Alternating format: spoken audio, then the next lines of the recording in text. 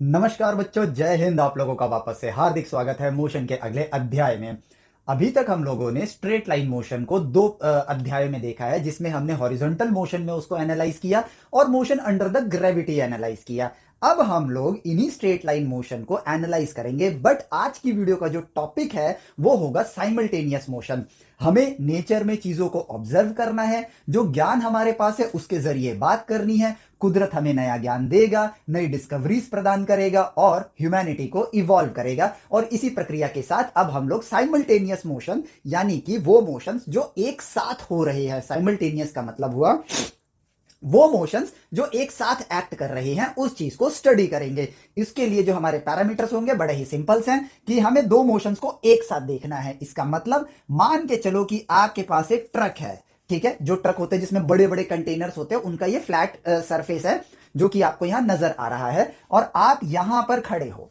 अब मोशन को यदि हमें एनालाइज करना है तो हमें क्या चाहिए? एक लाइन ऑफ रेफरेंस। बिना लाइन ऑफ रेफरेंस के हम मेजरमेंट कर नहीं सकते हैं, तो हमने यहां पर अपनी लाइन ऑफ रेफरेंस को बना लेते हैं, जो कि ये रहा, ठीक है। इस लाइन ऑफ रेफरेंस में आप खड़े हो ओरिजिन पर, ठीक है, जहां से मोशन को स्टडी करना यानी कि मेजर करना शुरू करेंगे।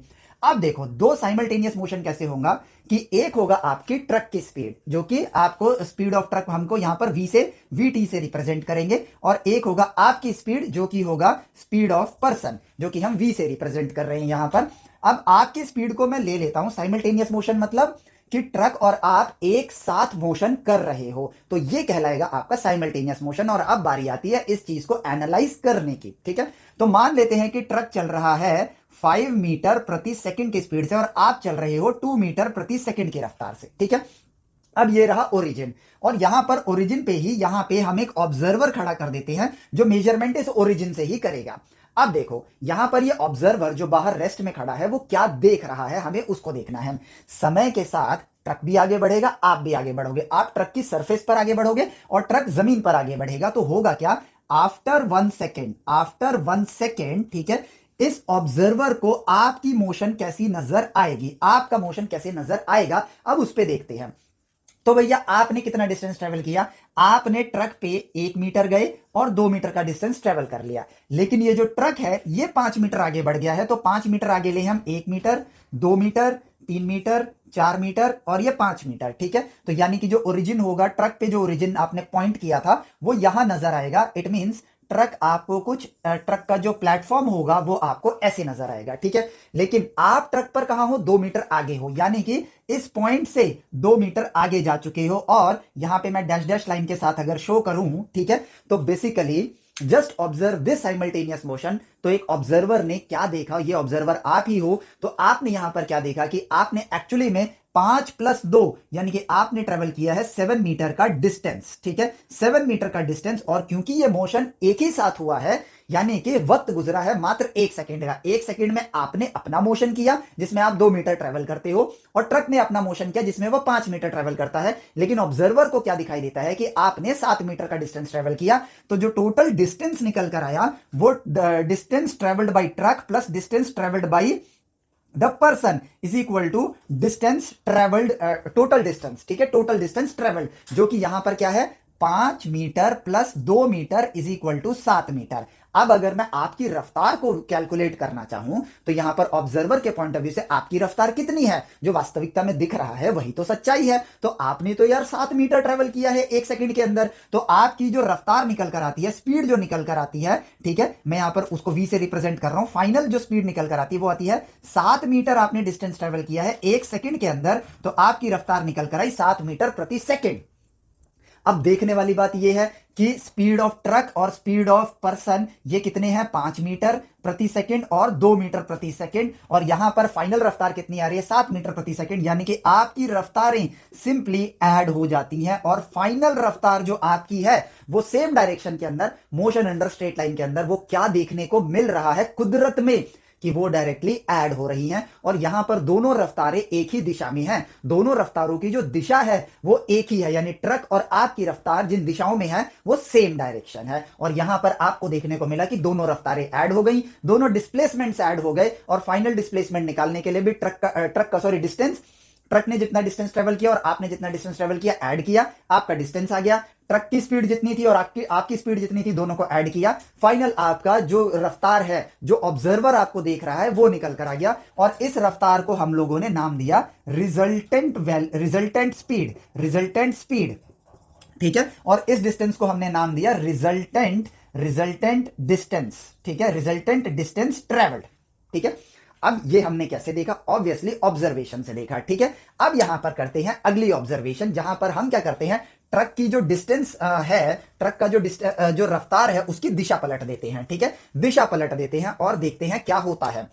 तो अब देखो, ये है ट्रक का प्लेटफॉर्म। अब थोड़ी सी इमेज छोटी बनाता हूं मैं। ठीक है, और ये है, यहां पर आप खड़े हो, मेजरमेंट के लिए आपने क्या किया, अपना लाइन ऑफ रेफरेंस बना लिया। लाइन ऑफ रेफरेंस बना लिया, आपने ट्रक को रफ्तार दी इस दिशा में। ठीक है, ऑपोजिट दिशा में जा रहा है, यानी रिवर्स चल रहा है 5 मीटर प्रति सेकंड की रफ्तार से, और आप यहां पर खड़े हो और आप आगे बढ़ोगे ट्रक में 2 मीटर प्रति सेकंड की रफ्तार से। ठीक है, अब होगा क्या, ये आपके दिमाग में ऑलरेडी आ चुका है। ठीक है, होगा क्या कि हम यहां पर ओरिजिन से चीजों को देखेंगे। आप तो 2 मीटर ट्रेवल करोगे, 1 मीटर और 2 मीटर ट्रेवल करोगे, लेकिन ये जो ट्रक है ये 5 मीटर पीछे ट्रेवल करेगा। ठीक है, तो ट्रक यहां से 5 मीटर पीछे आ जाएगा, 1 metre, 2 metre, 3 metre, 4 metre, 5 metre, यानी ट्रक ने जो डिस्टेंस ट्रेवल किया है वो किया है -5 मीटर्स का। ठीक है, और हम ये जान चुके हैं कि प्लस माइनस डायरेक्शंस का रोल प्ले करते हैं। तो यहां पर ट्रक ने कितना डिस्टेंस ट्रेवल किया है, -5 मीटर। ठीक है, और आपने कितना डिस्टेंस ट्रेवल किया है, +2 मीटर का। ठीक है, ये अलग अलग लिखे हैं, अभी इनका कोई समीकरण नहीं है, ये अलग अलग लिखे हैं। ठीक है, तो ट्रक ने जो डिस्टेंस ट्रेवल किया, distance by truck, distance by person, ठीक है, वो हमने यहां पर लिख दिया। अब देखो, अब यहां पर यदि मैं पूछूं कि आपकी पोजीशन, जो एक ऑब्जर्वर यहां खड़ा कर देते हैं, ऑब्जर्वर यहां खड़ा कर देते हैं, वो आपको कहां जाता हुआ देख रहा होगा 1 सेकंड के अंतराल में। ये 1 सेकंड बाद का डिस्टेंस ट्रेवल्ड है। ठीक है, तो बेसिकली ट्रक क्या है, वो 5 मीटर पीछे आ गया, तो ट्रक पे जो ओरिजिन था वो अब यहां पे नजर आएगा, वो यहां पे कुछ ऐसे नजर आएगा। ठीक है, ट्रक का ओरिजिन यहां आ चुका है और आप जहां पे ट्रक पे इनिशियल पॉइंट पे खड़े थे वहां से 2 मीटर आगे हो, यानी कि आपकी पोजीशन यहां देखने को मिलेगी। अब इस पोजीशन को अगर मैं देखूं तो आप अपनी ओरिजिन से 1 मीटर, 2 मीटर और 3 मीटर पीछे आ गए हो। क्या हो गए हो, पीछे आ गए हो। तो आपकी जो एक्चुअल डिस्प्लेसमेंट है, जिसको मैं रिजल्टेंट डिस्टेंस बोलूंगा, रिजल्टेंट अभी डिस्प्लेसमेंट नहीं बोलते, रिजल्टेंट डिस्टेंस बोलूंगा, ये जो डिस्टेंस ट्रेवल आपने किया है, ये आपने ट्रेवल किया है -3 मीटर का। और माइनस क्या बोल रहा है कि पीछे की दिशा में आपने ट्रेवल किया है। प्लस का मतलब जहां आपकी आंखें देख रही हैं, माइनस मतलब उसकी विपरीत दिशा में। तो ऑब्जर्वर इधर देख रहा है, तो आप ऑब्जर्वर से 3 मीटर की दूरी पे पीछे चले गए हो, और ये आपका यहां पर देखो फाइनल डिस्प्लेसमेंट आया है। अब इतनी दूरी आपने कितने समय में तय करी है? ठीक है, आपने उसको 1 सेकंड में तय किया है, तो आपकी जो रिजल्टेंट स्पीड निकल कर आती है, वो निकल कर आती है -3 मीटर पर सेकंड। ठीक है, स्पीड ऑफ ट्रक कितना था, -5 मीटर पर सेकंड, क्योंकि वो पीछे की तरफ जा रहा है तो यहां माइनस आएगा, क्योंकि माइनस बताएगा दिशा। स्पीड ऑफ पर्सन कितना है, +2 मीटर पर सेकंड, और रिजल्टेंट स्पीड कितनी है, -3 मीटर पर सेकंड। यानी कि रिजल्टेंट स्पीड जो है वो है ट्रक की स्पीड और आपकी स्पीड का एडिशन यहां पर ऐसे लिख रहे हैं, क्योंकि यहां पर देखो plus minus, minus multiply plus तो माइनस ही हो जाता है।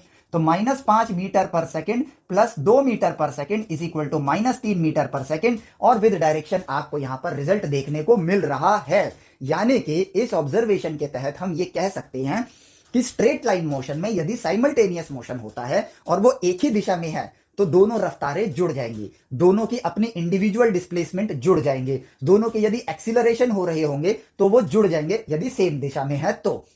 ठीक है, यदि विपरीत दिशा में है तो वो सब्ट्रैक्ट हो जाएंगे, और जिसकी जो दिशा है वो प्लस और माइनस डिफाइन कर देगा। यदि माइनस है तो विपरीत दिशा में है, प्लस है तो आंखों वाली दिशा में है, और इन्हीं की मदद से आपको फाइनल वैल्यू यानी कि रिजल्टेंट वैल्यू देखने को मिल रही है। तो सेम डायरेक्शन के अंदर, ठीक है, या फिर मैं कहूं सेम एक्सिस पर जो कंक्लूजन हमें देखने को मिलता है वो मैं यहां लिखता हूं, सेम एक्सिस पे यदि आप मोशन को देख रहे हो, सेम एक्सिस पे मोशन जो है वो सिंपली ऐड एंड सब्ट्रैक्ट होता है depending on the direction of motion. यदि सेम है तो ऐड और ऑपोजिट है तो सब्ट्रैक्ट होगा on the direction of the motion for simultaneous motion. ठीक है, साइमल्टेनियस मोशन, ये हमने यहां पर कंक्लूड कर लिया है। ठीक है, अब बारी आती है अगली ऑब्जर्वेशन की, ठीक है। अगली ऑब्जर्वेशन ये कहती है कि चलो यार, अब आप एक काम करो, दो परपेंडिकुलर मोशंस को साइमल्टेनियसली ऑब्जर्व करो, ठीक है। क्या करो? दो परपेंडिकुलर मोशंस को साइमल्टेनियसली ऑब्जर्व करो नेचर के अंदर और ज्ञान प्राप्त करो नेचर से। तो दो परपेंडिकुलर मोशंस कैसे होंगे वास्तविकता में देखें तो मान लो एक बड़ी सी पाइप है।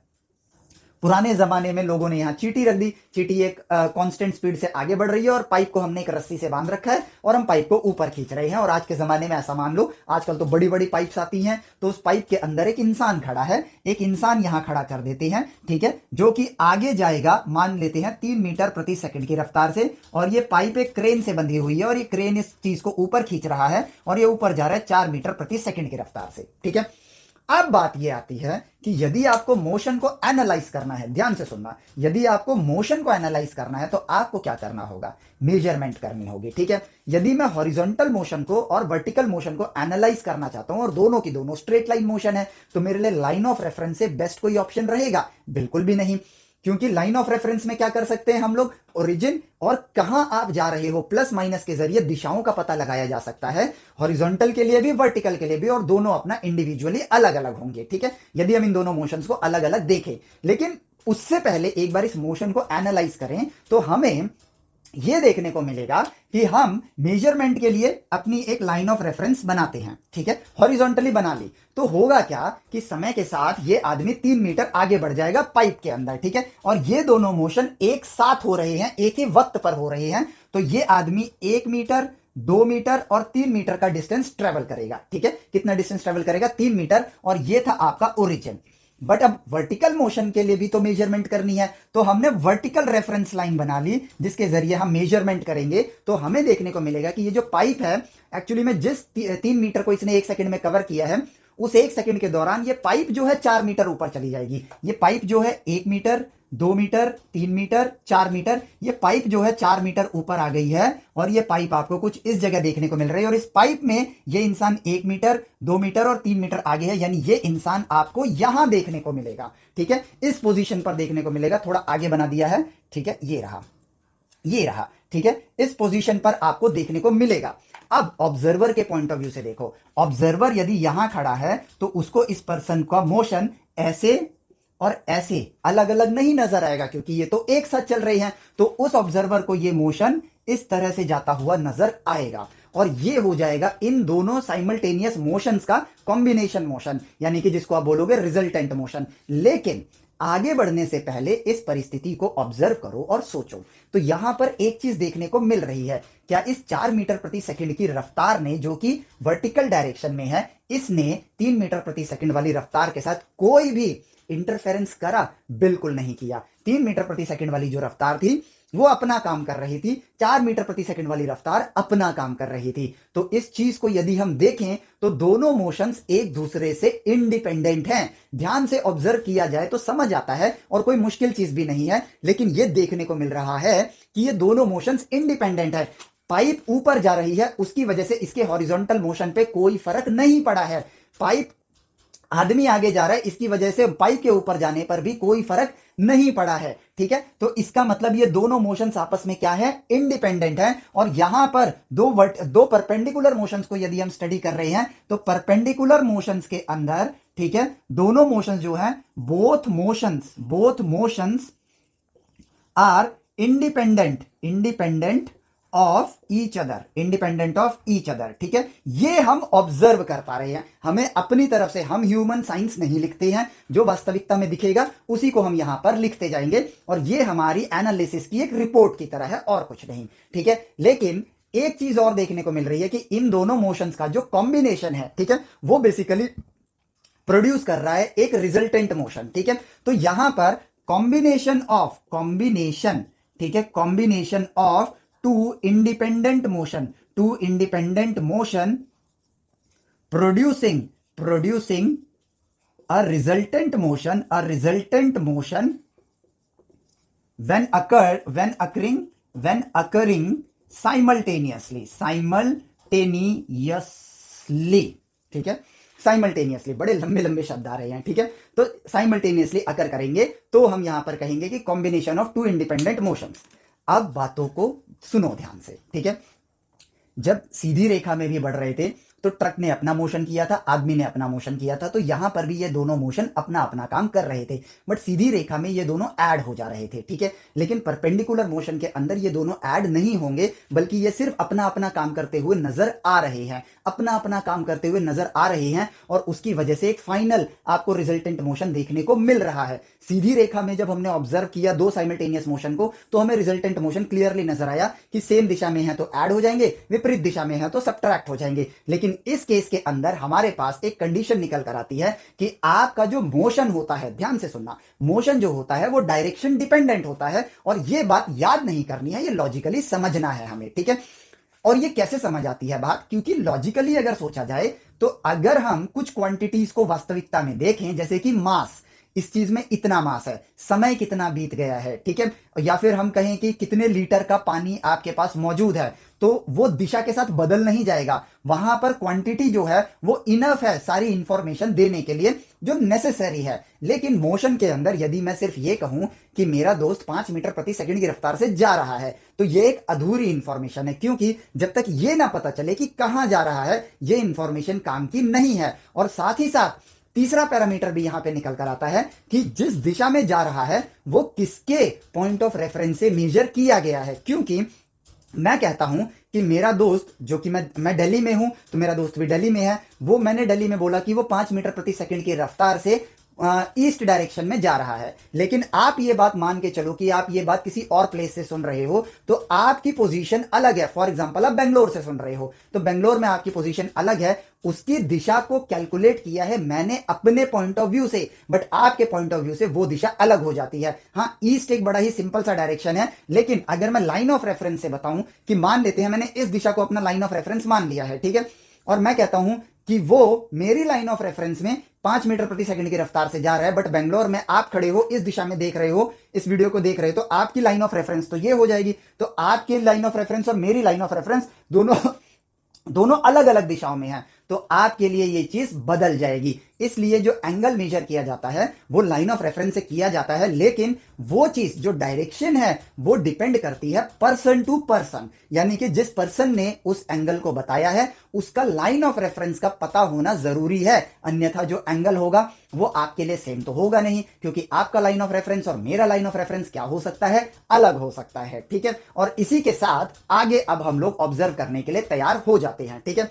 तो अब देखो, बात बड़ी ही सिंपल सी है कि हमने जो कुदरत में देखा, जब हमने दो परपेंडिकुलर मोशंस को साइमल्टेनियसली ऑब्जर्व किया, तो ये देखा कि दो मोशंस आपस में इंडिपेंडेंट है एक दूसरे के, और इन्हीं दोनों इंडिपेंडेंट मोशन के कॉम्बिनेशन से रिजल्टेंट मोशन प्रोड्यूस हो रहा है। अब हम क्या जानना चाहते हैं, लॉजिकली सोचो, हम ये रिजल्टेंट मोशन ही तो जानना चाहते हैं। क्यों? क्योंकि जो दिख रहा है इसके मोशन हम क्यों जानना चाहते हैं, ताकि इसकी पोजीशन और समय के साथ इसकी रफ्तार क्या है, पोजीशन क्या है, इसकी गणना करी जा सके, इसकी पोजीशन समय के साथ हम बता पाए, रफ्तार बता पाए या एक्सीलरेशन बता पाए, इसकी जानकारी चाहते हैं। तो ये आदमी, यदि इस आदमी को ट्रेस करेगा तो ये आदमी इस दिशा में जाता हुआ नजर आएगा। तो अब यदि 1 सेकंड में इसने 3 मीटर प्रति सेकंड की रफ्तार से 3 मीटर का डिस्टेंस ट्रेवल किया है और वाई डायरेक्शन में 4 मीटर का डिस्टेंस ट्रेवल किया है, और दोनों मोशंस जो हैं एक दूसरे के परपेंडिकुलर हैं, तो इसकी वजह से नेचर की तरफ से हमें एक 90 डिग्री का गिफ्ट मिल जाता है।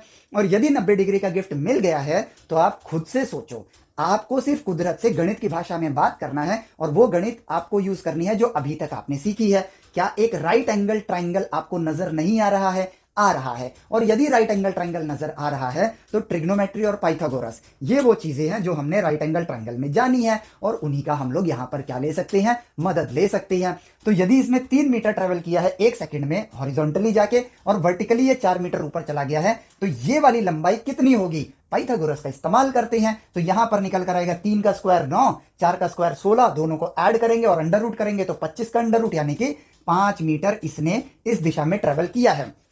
तो अब आप सोचो कि यदि इसने 5 मीटर ट्रेवल किया है कितने वक्त में, 1 सेकंड में, तो यदि मैं 5 मीटर को 1 सेकंड से डिवाइड कर दूं तो इसकी जो रिजल्टेंट स्पीड आई वो निकल कर आई 5 मीटर प्रति सेकंड। कितनी निकल कर आई? 5 मीटर प्रति सेकंड।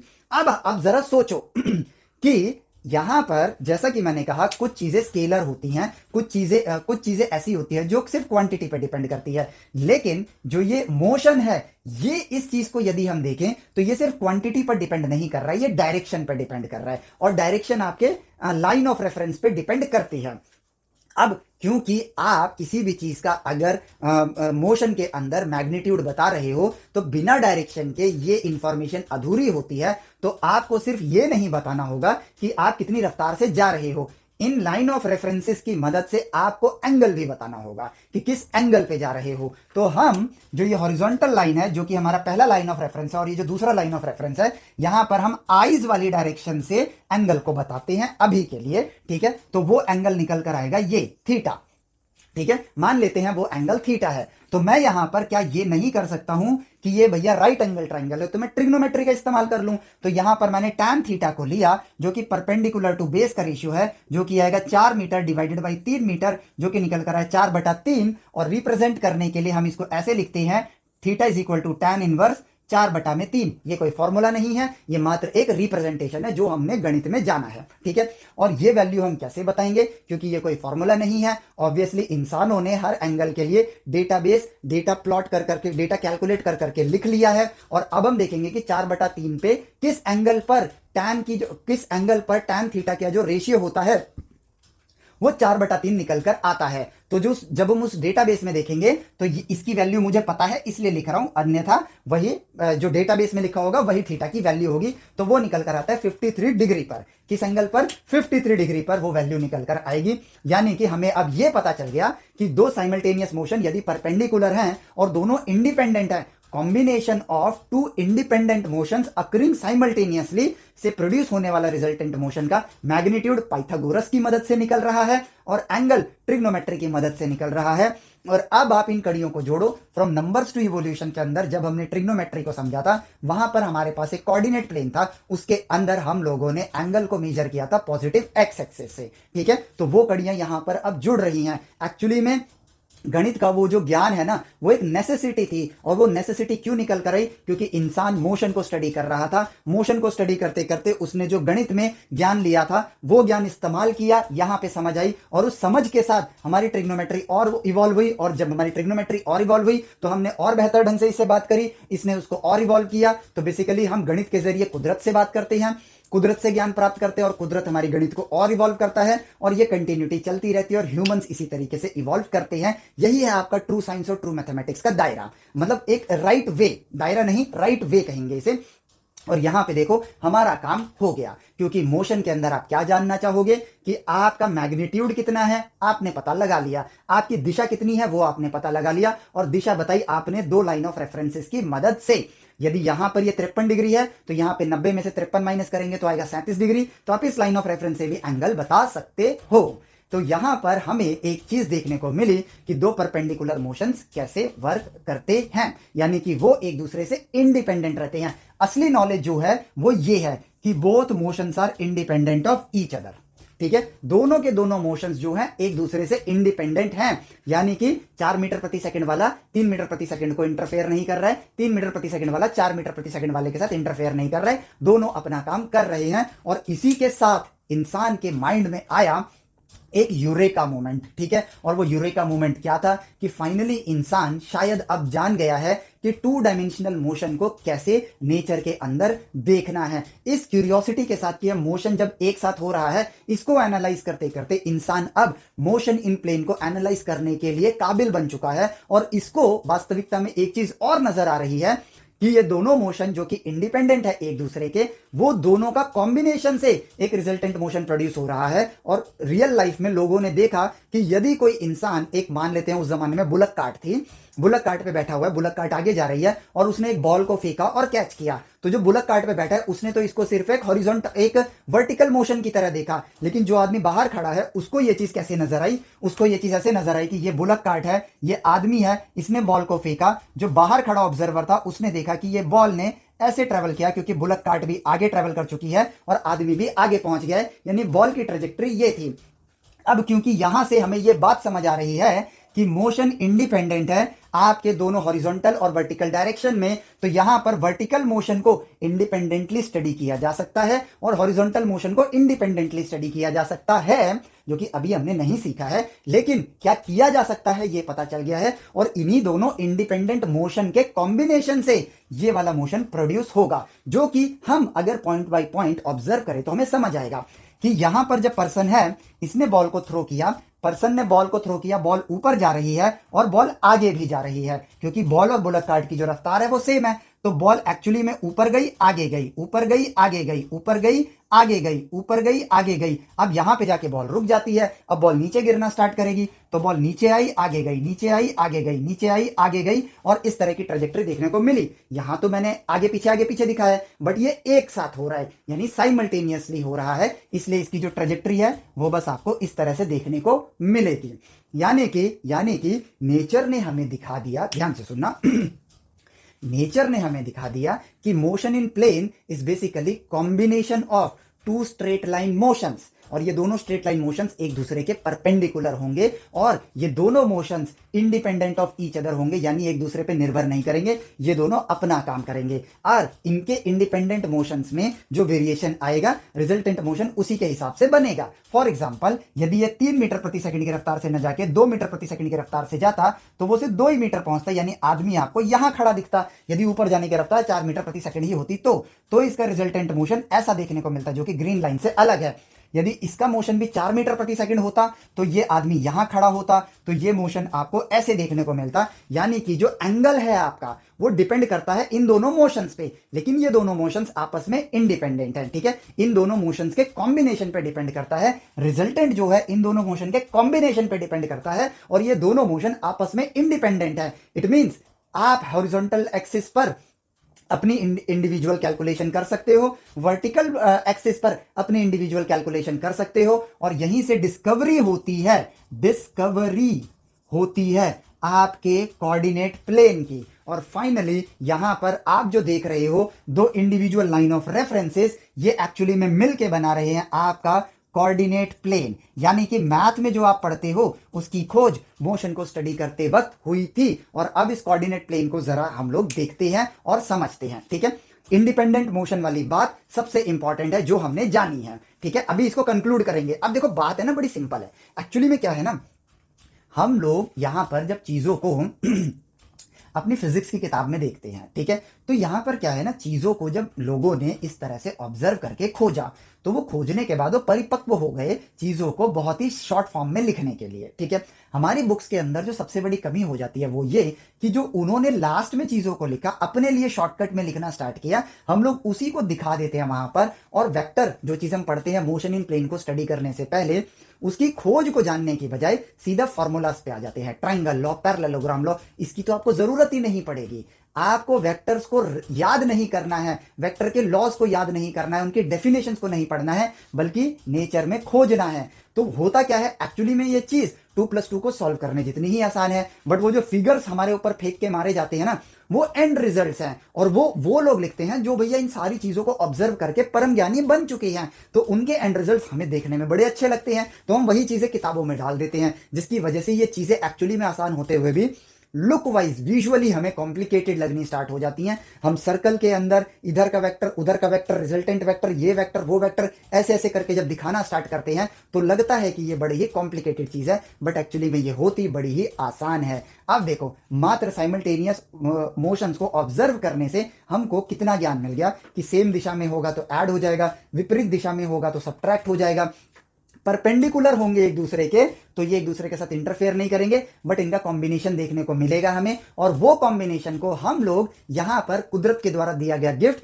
कि परपेंडिकुलर है तो 90 डिग्री का एंगल बना रहा है, तो जो कंबाइंड मोशन होगा यहां पर आप पाइथागोरस और ट्रिग्नोमेट्री का इस्तेमाल कर सकते हो, ठीक है। क्यों? क्योंकि एक राइट एंगल ट्रायंगल बनाएंगे, और राइट एंगल ट्रायंगल बन रहा है तो भैया लाजमी सी बात है ना, राइट एंगल ट्रायंगल पे हमने जो कुदरत से ज्ञान हासिल किया है वो पाइथागोरस का ज्ञान है और ट्रिग्नोमेट्री का ज्ञान है। इसके जरिए मोशन में हम क्या बता सकते हैं, मैग्नीट्यूड और डायरेक्शन। और अब फाइनली हम कंक्लूड करते हैं कि यहां पर दो तरह की क्वांटिटी होती है इस दुनिया में, एक होगी आपकी स्केलर क्वांटिटी, एक होगी आपकी दूसरी जिसको हम नाम देंगे वेक्टर क्वांटिटी, ठीक है। अब ये वेक्टर क्वांटिटी क्या है, स्केलर क्वांटिटी क्या है, जो सिर्फ मैग्नीट्यूड पर डिपेंड करे वो स्केलर क्वांटिटी, जैसे मास या लेंथ ऑफ टाइम या लेंथ की बात कर लो तो वो स्केलर क्वांटिटी हो गया, ठीक है। टेम्परेचर की बात कर लो, स्केलर क्वांटिटी। लेकिन जो बिना दिशा के अधूरी इंफॉर्मेशन लगे ऐसी क्वांटिटीज को हम लोग कहते हैं वेक्टर क्वांटिटी, जैसा कि अभी हमें मोशन में देखने को मिल रहा है, ठीक है। मोशन में आपने कितना डिस्टेंस ट्रेवल किया ये जानकारी पर्याप्त नहीं होगी। आपने कितना डिस्टेंस ट्रेवल किया, किस दिशा में ट्रेवल किया, ये जानकारी आपके लिए ज्यादा बेहतर होगी, और वो एंगल वो या फिर वो डायरेक्शन किसी लाइन ऑफ रेफरेंस के जरिए ही बताया जाएगा, ठीक है। तो ऐसी क्वांटिटीज जो होती हैं वो कहलाती हैं वेक्टर क्वांटिटी। आप इतनी रफ्तार से गए लेकिन किस दिशा में गए जब तक ये पता नहीं होगा, ये इंफॉर्मेशन हमारे लिए अधूरी होती है। तो ऐसी क्वांटिटी जो मैग्नीट्यूड प्लस डायरेक्शन पर डिपेंड करे उनको हम कहेंगे वेक्टर क्वांटिटी। और ये कोई डेफिनेशन नहीं है याद करने वाली, ये कुदरत में हमें देखने को मिल रहा है, इसलिए हमने दो नामकरण कर दिए। और इसी के साथ अब हम लोग यहां पर दो पॉइंट के बीच का जो शॉर्टेस्ट डिस्टेंस है उसको डिस्टेंस ना बोल के, डिस्टेंस भी बोल सकते हो, हम लोग इसको बोलेंगे डिस्प्लेसमेंट। और डिस्प्लेसमेंट को हम लोगों ने कैटेगराइज कर दिया एज अ वेक्टर क्वांटिटी और डिस्टेंस को कैटेगराइज कर दिया एज अ स्केलर क्वांटिटी, ठीक है। और समय के साथ आपको भी इसके बारे में और जानकारी मिलेगी, ठीक है, क्योंकि डिस्प्लेसमेंट के ऊपर भी एक सेपरेट लेक्चर होगा जो कि हम कैलकुलस में जैसे जैसे बढ़ेंगे आगे तो समझाऊंगा मैं आप लोगों को, ठीक है। और स्पीड को हमने बोल दिया एक वेक्टर स्केलर क्वांटिटी, और speed with direction, speed with direction इसको हमने एक नया नाम दिया वेलोसिटी। यानी कि इतना लंबा बोलने के बजाय स्पीड विद डायरेक्शन हम लोग यदि वेलोसिटी बोलेंगे तो वो कहलाएगा एक वेक्टर क्वांटिटी। तो डिस्टेंस और डिस्प्लेसमेंट ये दूरी ही होती है बिटवीन टू पॉइंट, लेकिन डिस्प्लेसमेंट होता है शॉर्टेस्ट डिस्टेंस। शॉर्टेस्ट डिस्टेंस यदि आप उसी रेखा पर आपको काम करना है तो आप डिस्प्लेसमेंट बोल सकते हो या डिस्टेंस भी बोल सकते हो, लेकिन डिस्टेंस विद डायरेक्शन जब होता है तो वो एक सीधी रेखा में ही हो सकता है। ध्यान से सुनना, इसकी जानकारी को जरा समझो। जैसे स्पीड विद डायरेक्शन को आपने वेलोसिटी बोल दिया, यानी वेलोसिटी का मतलब है स्पीड क्वांटिटी और डायरेक्शन ये दोनों आपको बताने हैं, तो आपने एक नाम दे दिया वेलोसिटी, ठीक है। अगर आपका डिस्टेंस ट्रेवल्ड कर्वीलिनियर है तो इसमें एक डायरेक्शन नहीं है, मल्टीपल डायरेक्शन है, ठीक है। लेकिन एक डिस्टेंस ट्रेवल्ड विद डायरेक्शन यदि होगा तो वो एक सीधी रेखा होती है और वो दो पॉइंट के बीच का शॉर्टेस्ट डिस्टेंस ही होगा। ध्यान से सुनना इस बात को, ठीक है। डिस्टेंस विद डायरेक्शन वो तभी पॉसिबल है जब आपकी रेखा सीधी हो। तो इस केस में आपको दो पॉइंट के बीच का शॉर्टेस्ट डिस्टेंस मिलता है। तो distance with direction, distance with direction इसको हमने नया नाम दिया डिस्प्लेसमेंट। क्या नाम दिया? डिस्प्लेसमेंट। ये है एक्चुअल इंफॉर्मेशन जो हमने कुदरत से प्राप्त करी है। तो अब आप समझ गए कि यदि मैं डिस्प्लेसमेंट बोल रहा हूं तो वो है एक डिस्टेंस विद डायरेक्शन। और वो क्यों है सबसे शॉर्टेस्ट लाइन? क्योंकि डायरेक्शन तभी दिखा सकते हो जब रेखा आपकी सीधी होगी, यानी लाइन आपकी सीधी होगी। यदि वो कर्वीलिनियर होगा तो डिस्टेंस तो यहां पर भी है बट ये डिस्प्लेसमेंट नहीं है, ये हो जाता है आपका डिस्टेंस कहलाएगा। और डिस्टेंस विद डायरेक्शन आपका डिस्प्लेसमेंट है, स्पीड विद डायरेक्शन आपका वेलोसिटी है। इसलिए हमने कैटेगराइज कर दिया कि खाली स्पीड को हम स्केलर बोलेंगे, खाली डिस्टेंस को हम स्केलर बोलेंगे, लेकिन डिस्प्लेसमेंट को हम वेक्टर बोलेंगे, वेलोसिटी को हम लोग वेक्टर बोलेंगे। बाकी ऐसा कोई रॉकेट साइंस नहीं है। वेक्टर जिसमें मैग्नीट्यूड और डायरेक्शन हो, यानी आपको ये दोनों जानकारियां प्रदान करनी होगी, ठीक है। और इसी के साथ अब आगे देखें तो हमें एक बात समझ आती है कि हम अब मोशन इन प्लेन को स्टडी कर सकते हैं। क्यों?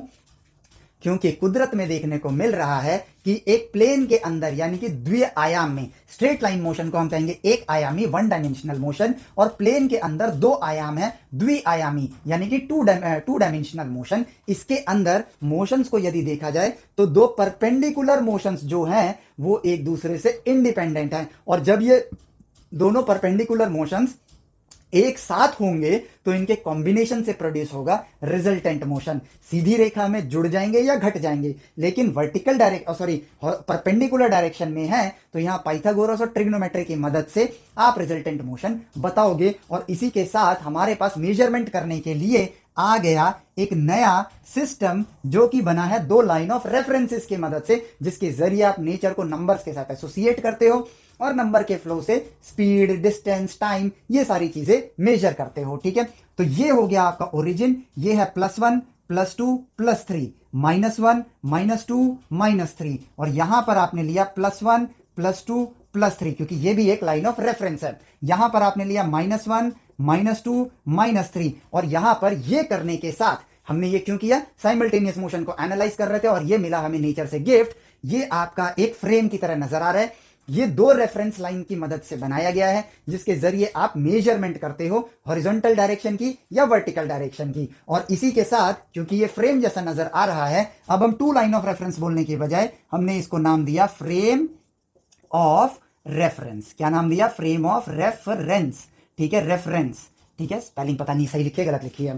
ठीक है, फ्रेम ऑफ रेफरेंस हमने इसको नाम दिया। और इस फ्रेम ऑफ रेफरेंस की मदद से अब जो हमारे पास प्लस एंड माइनस है, इसको हम लोग देखें तो प्लस बोल रहा है इस दिशा में आगे बढ़ना, और इसको हमने एक्स एक्सिस बोल दिया। और दूसरा प्लस बोल रहा है इस दिशा में आगे बढ़ना, और हमने इसको वाई एक्सिस बोल दिया। और माइनस बोल रहा है एक्स वाली डायरेक्शन में पीछे बढ़ना, यानी माइनस एक्स बोल दिया इसको। और वाई वाली डायरेक्शन में पीछे बढ़ना, यानी इस दिशा के विपरीत जाना, यानी कि माइनस वाई, हमने इसका नामकरण कर दिया। ठीक है, और किस चीज की डिस्कवरी हो गई? कोऑर्डिनेट प्लेन की। और यहां पर कोऑर्डिनेट्स की मदद से अब आप किसी भी पोजीशन तक पहुंच सकते हो। और उसके लिए हमने स्टैंडर्ड बनाया कि हम पहले x लिखेंगे फिर y। स्टैंडर्ड बनाना क्यों जरूरी है? ताकि मेरा, अगर मैं x को आगे लिख रहा हूं, y को बाद में लिख रहा हूं, बट आप y को आगे लिख रहे हो, x को बाद में लिख रहे हो, तो मेरी एनालिसिस यदि मैं आपको दूंगा स्टडी करने के लिए, तो आपके लिए मेरा x आपके लिए y बन जाएगा और मेरा y आपके लिए x बन जाएगा। पूरी की पूरी कैलकुलेशन ही मिसमैच हो जाएगी। इसलिए दुनिया स्टैंडर्ड को फॉलो करे, तो हमने x को पहले रखा और y को बाद में रखा। और अमूमन ये हॉरिजॉन्टल लाइन है। एक लाइन ऑफ रेफरेंस कैसे बनती है? जिस दिशा में आप देख रहे हो वो दिशा आपने प्लस ली है, उसके विपरीत दिशा आपने माइनस ली है, तो प्लस एक्स बन जाएगी आपकी आईज की डायरेक्शन। ठीक है, और ये हो जाएगी बिहाइंड द आईज, उसके विपरीत डायरेक्शन। ये बन जाएगा आपका left hand side, left hand side. ठीक है, और ये बन जाएगा आपका right hand side, right hand side यदि आप जमीन पर देखोगे तो। वरना ये बन जाएगा आपके सर वाली साइड, और ये नीचे की बन जाएगी आपके पैर वाली साइड। ठीक है, लेफ्ट हैंड साइड या फिर हेड साइड, हेड डायरेक्शन, या फिर लेग डायरेक्शन, लेग डायरेक्शन। इस तरीके से आप यहां पर चीजों को बना रहे हो। ठीक है, और ये क्यों कर रहे हो? मेजरमेंट करने के लिए। आप देखो, यदि आपका कोई दोस्त आपसे 3 मीटर आगे और 2 मीटर लेफ्ट में खड़ा है, ठीक है, तो आप क्या करोगे? 3 मीटर आगे जाओगे और 2 मीटर लेफ्ट में चले जाओगे, तो आप उस तक पहुंच जाओगे। तो आपने इसके कोऑर्डिनेट को लिखा है +3, +2। ठीक है, यदि आपका दोस्त 2 मीटर पीछे और 1 मीटर राइट में है, ठीक है, तो 2 मीटर पीछे जाओ और 1 मीटर राइट में आओ, यानी कि -2, -1 यहां पर है। और इस फ्रेम ऑफ रेफरेंस में नेचर ने हमें एक और तोहफा दिया, इसकी यूनिकनेस, क्योंकि यहां के कोऑर्डिनेट +, होंगे। ठीक है, यहां के कोऑर्डिनेट -, होंगे, यहां के कोऑर्डिनेट -, होंगे, यहां के कोऑर्डिनेट +, होंगे। और जरा ध्यान से देखो, हर जगह के कोऑर्डिनेट बिल्कुल यूनिक है, अलग हैं। इन प्लस माइनस की मदद से आप बता सकते हो कि उसकी पोजीशन कहां पर है और उस तक पहुंचने के लिए मुझे किस दिशा में ट्रेवल करना है। यानी प्लस माइनस डायरेक्शन जो अभी तक हॉरिजॉन्टल लाइन पर ही थे, वही प्लस माइनस जब दो परपेंडिकुलर वे में जुड़ गए, तो आपको किसी भी दिशा में जाने की छूट दे रहे हैं। क्या कर रहे हैं? दे रहे हैं। और इन्हीं प्लस माइनस के साथ हम लोगों ने फ्रॉम नंबर्स टू इवोल्यूशन में जब ट्रिग्नोमेट्री को स्टडी किया था, तो हमने कहा था कि यदि मान लो यहां पर कोई कोऑर्डिनेट है -2, -2 और ये आपका पोजीशन है, तो आपने एंगल किससे मेजर किया था? पॉजिटिव एक्स एक्सिस से। तो वहां पर हमने जो बात कही थी, उन कड़ियों को यहां पर जोड़ो मोशन के अंदर, कि यदि मोशन को एनालाइज करना है और आपकी आंखें जहां देख रही हैं, तो आप इस पोजीशन तक पहुंचने के लिए यहीं से रोटेट करोगे ना। तो आपके मेजरिंग के लिए जो एंगल का स्टैंडर्ड होना चाहिए, वो आंखों वाली दिशाओं से ही तो होना चाहिए। यदि मैं यहां देख रहा हूं और वो पर्सन वहां पर है, ठीक है, तो मैं यहां से पहले, या मान लेते वहां पर है, तो मैं पहले इतना मुड़ूंगा और फिर उस दिशा में आगे बढ़ूंगा। तो एंगल का मेजरमेंट दिशा बताने के लिए आंखों वाली डायरेक्शन से ही तो लोगे आप। इसलिए एंगल हमेशा पॉजिटिव एक्स एक्सिस से मेजर किया जाता है। तो गणित का ज्ञान यहां पर हमें देखने को मिल रहा है। और एक्चुअल में बात यह है कि यहां पर इंसानों ने नेचर में पहली बार इन चीजों को देखा था और इससे उस गणित को इवॉल्व किया था। और उस गणित को इवॉल्व करने से अब हम यहां पर नेचर से और बेहतर ढंग में क्या कम्युनिकेट कर पाएंगे और मोशन को बेहतर ढंग से समझ पाएंगे। अब देखो, यदि कोई मेरा दोस्त +3, +2 पर है और मुझे यह जानना है कि ओरिजिन से वो कितना दूर है, राइट एंगल ट्रायंगल बन रहा है, मैं इसकी लेंथ जानता हूं 3 मीटर, इसकी लेंथ जानता हूं 2 मीटर, तो यह आ जाएगा 9 + 4 का √, यानी कि √13 मीटर। ओके, ये डिस्प्लेसमेंट बिटवीन 2 पॉइंट जो डिस्टेंस है वो हमें पता चल गया है। अब अभी हमें डिस्टेंस पता चला है, बट यदि मुझे डिस्प्लेसमेंट बतानी है तो मुझे वो डायरेक्शन बतानी पड़ेगी। और डायरेक्शन के लिए मुझे एक लाइन चाहिए मेजरमेंट के लिए, वो हमने आंखों वाली लाइन को स्टैंडर्ड बना दिया है। तो एंगल क्या रहेगा हमारे पास? थीटा। अब ये थीटा मुझे बताना है, तो मैं यहां पर tan theta, cos theta, sin theta कुछ भी ले सकता हूं, बट tan थीटा लो, क्योंकि आपके लिए परपेंडिकुलर और बेस इन दोनों की वैल्यू मौजूद है, तो आ जाएगा 2/3। रिप्रेजेंटेशन के लिए लिखूंगा theta is equal to tan inverse 2/3। Database को देखूंगा और यहां पर एंगल की जो वैल्यू होगी वो वहां से देख के मैं बता दूंगा। और अब मुझे फाइनली डिस्प्लेसमेंट पता चल गई, जो कि है √13 metre at angle theta equal to tan inverse 2/3। तो ये है मेरा फाइनल डिस्प्लेसमेंट। तो सोचो, ये लाइन ऑफ रेफरेंसेस ने मिलके दिया हमें फ्रेम ऑफ रेफरेंस का तोहफा, प्लस माइनस ने हमें उन कोऑर्डिनेट्स तक पहुंचने का जरिया दिया, और अब ये कोऑर्डिनेट्स ही हमें एंगल बता रहे हैं। और अब हम सक्षम हो गए हैं एक प्लेन को स्टडी करने के लिए, जहां पर हम मैग्नीट्यूड पाइथागोरस से बता पा रहे हैं और एंगल ट्रिग्नोमेट्री की मदद से बता पा रहे हैं। इससे अच्छा तोहफा नेचर हमें क्या दे सकता है। हमने तो सिर्फ स्ट्रेट लाइन को एनालाइज करना स्टार्ट किया था, और यहां पर हम प्लेन को स्टडी करने के लायक बन गए हैं। क्या हो गए हैं? बन गए हैं। और अब देखो एक और एग्जांपल लेते हैं इस पे -2,1 पे। ठीक है, ये रहा डिस्टेंस। तो ये लेंथ कितनी है? 1 मीटर की। ये लेंथ कितनी है? 2 मीटर की। तो यहां लेंथ कितनी आएगी? 2 का स्क्वायर 4, 1 का स्क्वायर 1, 4 और 1 5, तो √5 मीटर ये हमारे पास लेंथ आ जाती है। एंगल क्या लोगे आप? पॉजिटिव एक्स एक्सिस से। और ट्रिग्नोमेट्री में हमने क्या जाना था? tan inverse. ठीक है, इसका कोऑर्डिनेट क्या है? इसका कोऑर्डिनेट है -1 अपॉन में -2। ये कट जाएगा तो ये आएगा tan इनवर्स 1/2। ये मेरे पास एंगल होगा, इसको थीटा ना बोल के अल्फा बोल देता हूं, अल्फा। ठीक है, अल्फा एंगल है। तो ये रहा एंगल, मैग्नीट्यूड है √5 मीटर का।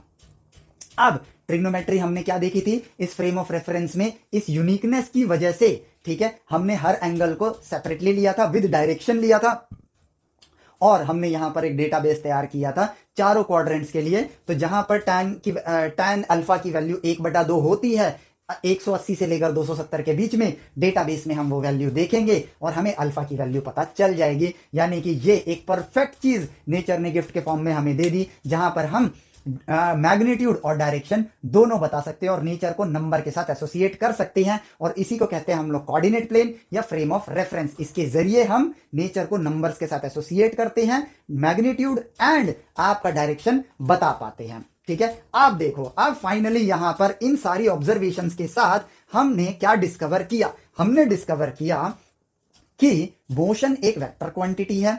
ठीक है, और उस वेक्टर क्वांटिटी को बताने के लिए हमें मैग्नीट्यूड और डिस्प्लेसमेंट चाहिए। ठीक है, दो साइमल्टेनियस मोशन यदि एक दिशा में होते हैं तो जुड़ जाते हैं, विपरीत दिशा में होते हैं तो घट जाते हैं, परपेंडिकुलरली होते हैं, अरे एक साथ कर नहीं पाता हूं, ठीक है, परपेंडिकुलरली यदि होते हैं तो वो इंडिपेंडेंट होते हैं, बट इनके कॉम्बिनेशन से प्रोड्यूस हुआ रिजल्टेंट मोशन आप ढूंढ सकते हो पाइथागोरस और ट्रिग्नोमेट्री की मदद से, जिसके लिए मेजरमेंट के लिए आप बनाते हो फ्रेम ऑफ रेफरेंस। ठीक है, अब देखो वही वाला एग्जांपल कि आप पाइप में 3 मीटर प्रति सेकंड की रफ्तार से जा रहे थे और पाइप ऊपर 4 मीटर प्रति सेकंड की रफ्तार से जा रहा है। तो रिजल्टेंट मोशन को यदि हम एनालाइज करें तो यहां पे क्लियरली हमें देखने को मिलेगा 1 metre, 2 metre, 3 metre, 1 metre, 2 metre, 3 metre, 4 metre. ठीक है, तो 1 सेकंड में आप, ठीक है, 1 सेकंड में आप पहुंचोगे यहां पर, आपका मोशन हमें ऐसे देखने को मिलेगा। ठीक है, आपने जो डिस्टेंस ट्रेवल्ड किया है वो 3 मीटर किया है हॉरिजॉन्टल डायरेक्शन में और वर्टिकल डायरेक्शन में 4 मीटर ट्रेवल किया है। ठीक है, आपकी रफ्तार हॉरिजॉन्टल डायरेक्शन में 3 मीटर प्रति सेकंड है,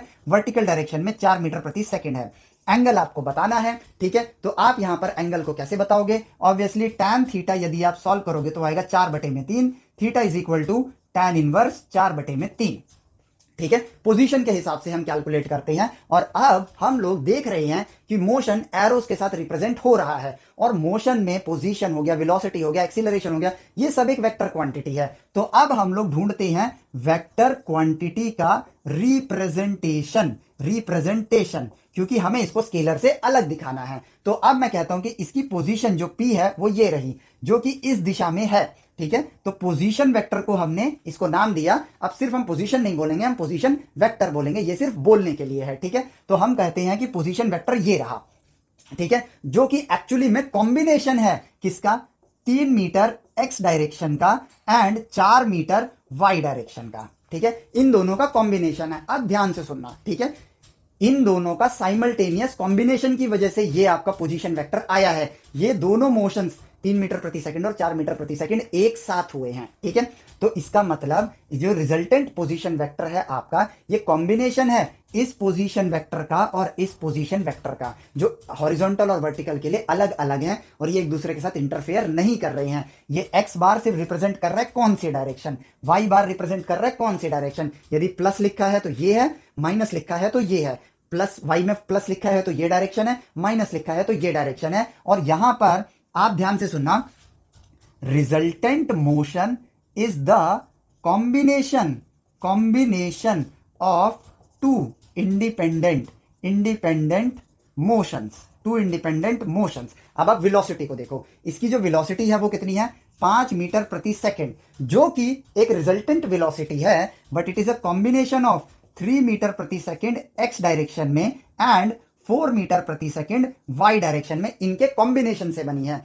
तो यहां पर हम इनको अलग अलग लिख रहे हैं, अभी ये लाइन हटाओ यहां से, ठीक है, अलग अलग लिख रहे हैं। इन दोनों को जोड़ नहीं सकते हैं हम लोग, ठीक है, क्योंकि 3 और 4 का जोड़ क्या होगा, 7 होगा, बट रिजल्टेंट वैल्यू कितनी है, 5। अब शब्दों पे आओ, इंसान की शब्दावली का इस्तेमाल किया जाता है। Resultant motion is the combination of two independent motions occurring simultaneously, जो एक साथ हो रही हैं। तो यहां पे जो ये प्लस का सिंबल है, ठीक है, ध्यान से सुनना, वर्ड क्या बोला मैंने, सिंबल, ये एक सिंबॉलिक है, ये सिंबॉलिक है, ये एडिशन के लिए नहीं है, बल्कि एक सिंबॉलिक है कि combination of these two motions producing the resultant motion, combination of these two motions producing the resultant motion, ठीक है। तो ये क्या है, सिंबॉलिक है। यहां पर ये सिंबॉलिक किसके लिए है, कॉम्बिनेशन के लिए है, दैट्स इट। यानी कि आप इन दोनों को ऐड नहीं कर रहे हो, और यहां पर आप 5 मीटर प्रति सेकंड नहीं लिखोगे, आप यहां पे लिखोगे रिजल्टेंट वेलोसिटी और ऊपर एक एरो का साइन लगा दोगे, ताकि ये डिफरेंशिएट किया जा सके कि ये एक वेक्टर क्वांटिटी है। तो वेक्टर क्वांटिटी को रिप्रेजेंट करने का तरीका अब हम लोगों ने खोज लिया है, और वो ये है कि वेक्टर क्वांटिटी को आप एरो से रिप्रेजेंट करोगे, और यहां पर x बार और y बार डायरेक्शन को रिप्रेजेंट करने के लिए हम यूज कर रहे हैं, ये कोई वैल्यू नहीं है। तो it is a combination of,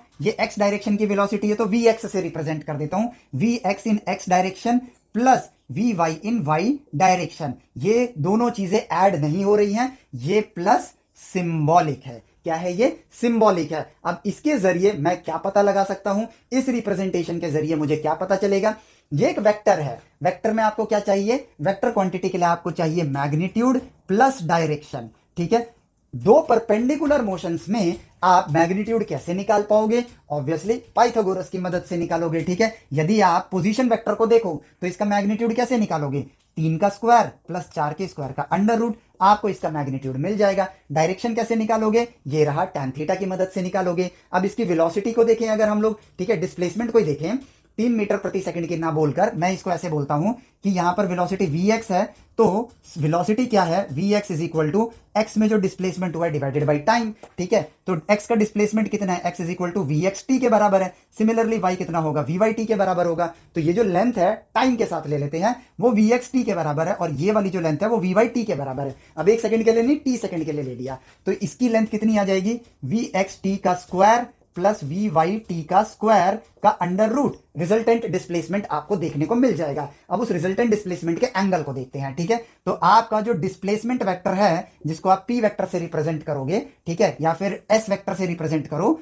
s vector से रिप्रेजेंट करो, तो वो निकल कर आता है vxt x डायरेक्शन में प्लस vyt, ठीक है, y डायरेक्शन में। ये रिप्रेजेंट करने का तरीका हो गया। अब ऐसे रिप्रेजेंट कर दिया है, तो इस रिप्रेजेंटेशन से और यहां पर ऑब्जर्व किया तो हमें समझ आता है कि बस हमें x और y का पाइथागोरस करना है, ठीक है। तो अब हम कहेंगे magnitude of position vector is vxt का स्क्वायर प्लस vyt का स्क्वायर का अंडर रूट, ठीक है। हमें डायरेक्शन चाहिए, tan theta is equal to vyt upon में vxt, और यहां से उस बात को जोड़ो जो हमने ट्रिग्नोमेट्री में जानी थी, क्योंकि ये आपकी आईज वाली डायरेक्शन है, इसीलिए हमने इसको बेस लाइन बोला, और y डायरेक्शन आपकी परपेंडिकुलर बोली, और इसी को हमने स्टैंडर्ड बनाया। इसीलिए tan थीटा क्या है, y coordinate divided by x coordinate आपको यहां देखने को मिल रहा है। अब वेलोसिटी के बारे में देखते हैं। अगर मैं डिस्प्लेसमेंट को ही टाइम से डिवाइड कर दूं, डिस्प्लेसमेंट को ही टाइम से डिवाइड करूं, तो ये डिस्प्लेसमेंट क्या है, मैग्नीट्यूड। अगर मैं उसको टाइम से डिवाइड कर दूं तो मुझे क्या मिल जाएगा, magnitude of resultant velocity vector. यदि मैं इसको डिस्प्लेसमेंट के मैग्नीट्यूड को टाइम से डिवाइड करूं तो रिजल्टेंट वेलोसिटी वेक्टर का मैग्नीट्यूड मिल जाएगा, जो कि magnitude of V R vector यहां पर क्या आता है, इस टी को अंडर रूट के अंदर लेते हैं तो वो टी स्क्वायर बन जाएगा, V X square T square plus we Y square T square whole divided by T square यहां कट जाएगा, टी स्क्वायर कॉमन लोगे डिवाइड हो जाएगा और इसका अंडर रूट आएगा, तो ये निकल कर आया under root of V X का स्क्वायर प्लस वी वाई का square is equal to resultant velocity vector का मैग्नीट्यूड। ये ऐसे रिप्रेजेंट हो रहा है। अच्छा, रिजल्टेंट वेलोसिटी की डायरेक्शन क्या होगी, तो भैया अगर सीधी रेखा में जा रहा है तो जो डिस्प्लेसमेंट की डायरेक्शन है वेलोसिटी की डायरेक्शन भी तो वही होगी ना। कॉमन सेंस और ऑब्जर्वेशन दोनों के तहत हम ये बता सकते हैं। तो इस वेलोसिटी वेक्टर की जो डायरेक्शन है वो एग्जैक्टली यही है, और यहां पे टी से टी सब्ट्रैक्ट हो रहा है तो ये वी वाई अपॉन में वी एक्स के बराबर आ रहा है। अब पोजीशन वेक्टर को देखो, एक्स का मैग्नीट्यूड वाई का मैग्नीट्यूड, ठीक है, एक्स का स्क्वायर प्लस वाई का स्क्वायर, मैग्नीट्यूड का स्क्वायर का अंडर रूट आपको रिजल्टेंट मिल रहा है, और tan थीटा इज वाई का मैग्नीट्यूड डिवाइडेड बाय एक्स का मैग्नीट्यूड। सेम वेलोसिटी में देखिए, अगर रिजल्टेंट वेलोसिटी क्या, एक्स की वेलोसिटी का स्क्वायर प्लस वाई की वेलोसिटी का स्क्वायर, यहां पे देखो टी है, सिर्फ डिस्प्लेसमेंट को देखना, डिवाइड बाई टी को मत देखो, ठीक है। एक्स का जो मैग्नीट्यूड है डिस्प्लेसमेंट का स्क्वायर प्लस वाई की डिस्प्लेसमेंट का स्क्वायर, एक्स की वेलोसिटी का स्क्वायर प्लस वाई की वेलोसिटी का स्क्वायर, यानी सेम वे है। एंगल y का डिस्प्लेसमेंट डिवाइड बाय x का डिस्प्लेसमेंट, ठीक है, और इसके लिए जो एंगल निकल कर आ रहा है y की वेलोसिटी डिवाइड बाय x की वेलोसिटी, यानी कि दोनों सेम वे में लिखे जा सकते हैं। इसका मतलब मैं रिजल्टेंट वेलोसिटी को ऐसे लिख सकता हूं कि it is equal to V X in x direction plus we Y in y direction, और ये हमने कर दिया वेक्टर रिप्रेजेंटेशन। यानी कि अब हम वेक्टर को इस तरह से लिखेंगे, ठीक है, जो कि 2 डायमेंशन के अंदर होगा, जिसके जरिए हमें क्या बेनिफिट मिलेगा, इनका पाइथागोरस करके रिजल्टेंट निकाल सकते हैं और इनका tan थीटा की मदद से एंगल बताया जा सकता है। और वेक्टर के लिए हमें क्या चाहिए, मैग्नीट्यूड एंड डायरेक्शन, वो दोनों इस रिप्रेजेंटेशन के जरिए आसानी से किया जा सकता है। ठीक है, चीजें यहां पर कितनी ज्यादा क्लियर हो जाती हैं, और यहीं से हमारा मोशन को स्टडी करने का जो पड़ाव है वो आगे बढ़ता है और इंसान जो होता है इवॉल्व कर जाता है, और यहां पर वेक्टर रिप्रेजेंटेशन की भी खोज हो गई। तो यहां पर हमने साइमल्टेनियस मोशन को स्टडी करते करते क्या क्या खोजा, हमने खोजा फ्रेम ऑफ रेफरेंस, हमने जाना जो ट्रिग्नोमेट्री हमने पढ़ी थी वो एक्चुअली में कितनी अहमियत रखती है, हमने जाना कि फ्रेम ऑफ रेफरेंस के जरिए आप किसी की भी पोजीशन के लिए मैग्नीट्यूड और डायरेक्शन पाइथागोरस और ट्रिग्नोमेट्री की मदद से बता सकते हो। प्लस माइनस आपके डायरेक्शंस होते हैं, और जब एक लाइन में होते हैं तो सिर्फ आगे और पीछे बताते हैं, बट जब फ्रेम ऑफ रेफरेंस में होते हैं तो वो दिशाएं बताने में भी मदद कर रहे हैं, और लाइन में भी दिशाएं ही बता रहे हैं, आगे और पीछे की दिशा। ठीक है, यानी कि वो जो छोटी छोटी चीजें हैं यदि ऑब्जर्व किया जाए तो हमें कितनी बड़ी सुपर ह्यूमन शक्तियां प्रदान कर रहे हैं, ये समझने वाली बात है। और अब एक कॉम्प्लेक्स मोशन को भी एनालाइज करना कितना आसान हो गया, क्योंकि हमने कुदरत में देखा कि दो परपेंडिकुलर मोशंस एक दूसरे के साथ इंटरफेयर नहीं करते हैं। आप जरा इसी चीज को देखो, मैं इसको पेंडुलम की तरह हिलाता हूं, ठीक है, मैं इसको साइन थीटा के फॉर्म में, साइन टी, इसका जो मोशन है वो साइन टी है, लेकिन अगर आगे बढ़ना स्टार्ट हो जाऊं तो क्या होगा, पीछे जाऊं तो क्या होगा, तो इसका मोशन मुझे कैसे देखने को मिलेगा, इसका मोशन मुझे ऐसे देखने को मिलेगा, वाई डायरेक्शन में ये यहां से यहां तक जा रहा है, फिर यहां रुकता है, फिर वापस आता है, फिर यहां जा रहा है। लेकिन अब मैं आगे बढ़ना स्टार्ट कर दूं तो, यानी कि मैं इस दिशा में बढ़ना स्टार्ट कर दूं तो ये आगे बढ़ेगा, ये इधर आगे बढ़ेगा, लेकिन मैं कांस्टेंट स्पीड से आगे जा रहा हूं तो ये उतना आगे भी बढ़ेगा, फिर ये थोड़ा और आगे जाएगा, बट क्योंकि मैं और आगे बढ़ गया हूं इसमें तो ये और आगे जाएगा, फिर यहां तक जाएगा, ये यहां पहुंचेगा, अब ये नीचे आना स्टार्ट करेगा, बट मैं यहां, ये नीचे आ रहा है बट मैं आगे बढ़ रहा हूं, ये थोड़ा और नीचे आएगा बट मैं आगे बढ़ रहा हूं, तो ये मोशन कुछ इस तरीके से देखने को मिलेगा।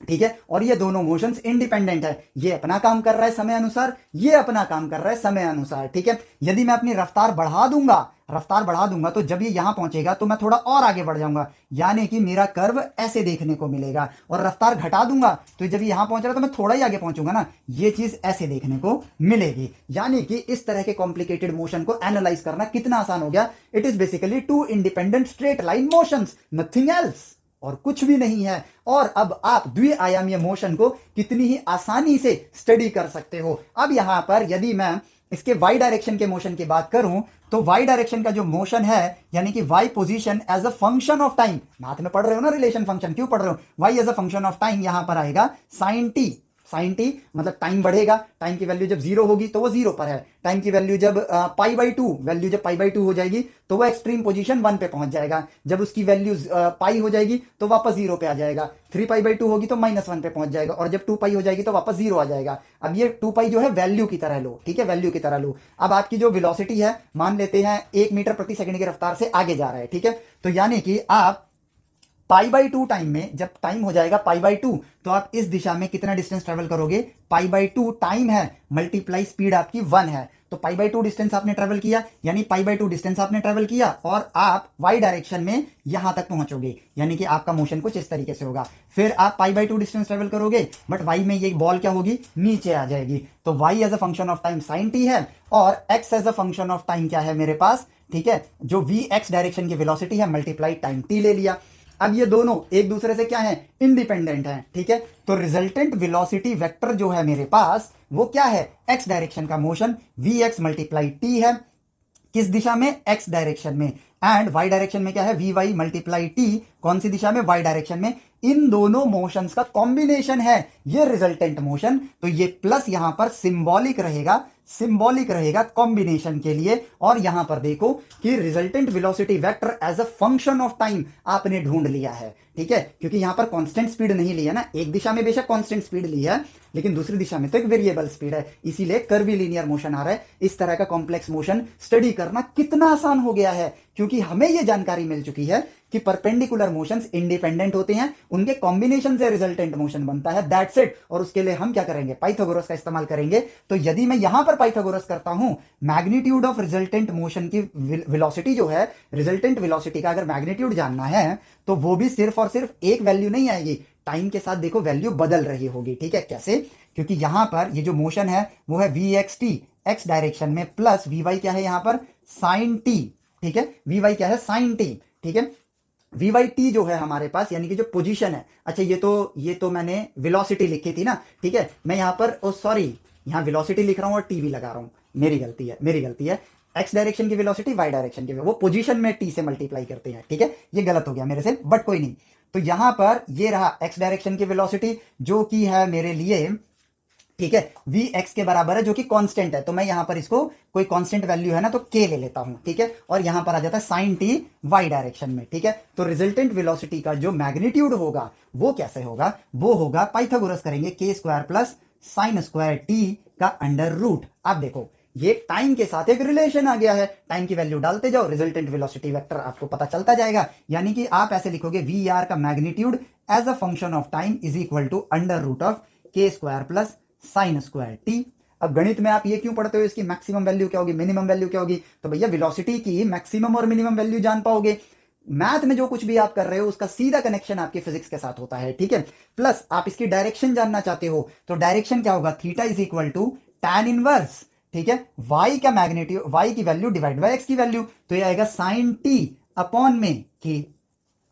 अब इनवर्स ट्रिग्नोमेट्री जो पढ़ रहे हो क्या उसका डायरेक्ट कनेक्शन आपके फिजिक्स के साथ नहीं आया, आया, ठीक है, यहां पर इन चीजों को ट्रांसफॉर्म करके आप एक इक्वेशन के फॉर्म में लिखते हो, वो वहां पे मात्र एक सवाल की तरह है, लेकिन वो सवाल वास्तविकता के साथ आपको जोड़ने के लिए है, हम उसको अलग चैप्टर समझ के बस पढ़ते हैं।